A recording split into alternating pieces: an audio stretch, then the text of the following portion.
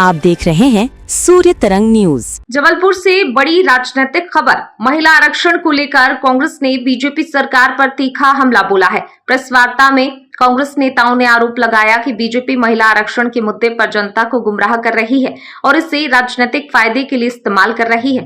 उनका कहना है कि नारी शक्ति वंदन अधिनियम को जनगणना और परिसीमन जैसी शर्तों से जोड़कर लागू करने में देरी की जा रही है। कांग्रेस ने साफ मांग रखी है 2023 में पारित इस कानून को बिना किसी देरी के मौजूदा 543 लोकसभा सीटों पर ही 2029 से 1/3 आरक्षण के साथ लागू किया जाए। साथ ही कांग्रेस ने 2011 की जनगणना के आधार पर परिसीमन की योजना पर सवाल उठाए और कहा, पहले जातिगत जनगणना होनी चाहिए, तभी सही प्रतिनिधित्व सुनिश्चित हो सकेगा।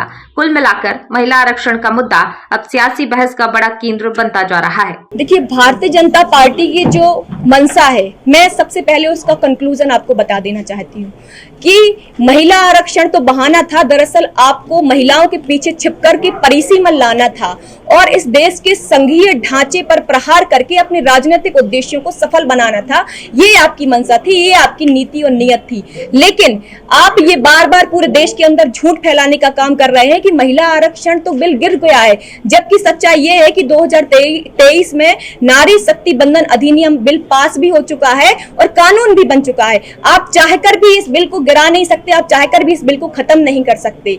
हमारी मांग केवल इतनी है कि मौजूदा 543 विधानसभा जो लोकसभा की सीटें हैं, उनमें से आप 1/3 रिजर्वेशन महिलाओं को दीजिए और 2029 में आप लागू कीजिए। आप कहते हैं कि विपक्ष जो है महिला विरोधी है, लेकिन हम ही थे जो 73वां 74वां संविधान संशोधन लेकर के आए और महिलाओं को लोकल बॉडीज में आरक्षण दिया। और आज हमारे 15 लाख महिलाएं जो देश में काम कर रही हैं, वो केवल और केवल कांग्रेस की देन है। लेकिन उसके उलट भाजपा की जो मोदी सरकार है, वो किस तरीके से हाथरस की बेटी, उन्नाव की बेटी, पहलवान बेटियों के साथ जो होता रहा, वो आंख मूंद करके देखती रही। मोदी सरकार उस पर चुप्पी करे रहे।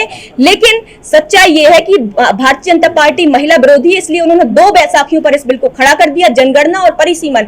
हम इतनी मांग कर रहे हैं कि आप ये दोनों बैसाखियां हटाइए और तुरंत ही महिला आरक्षण लागू कीजिए।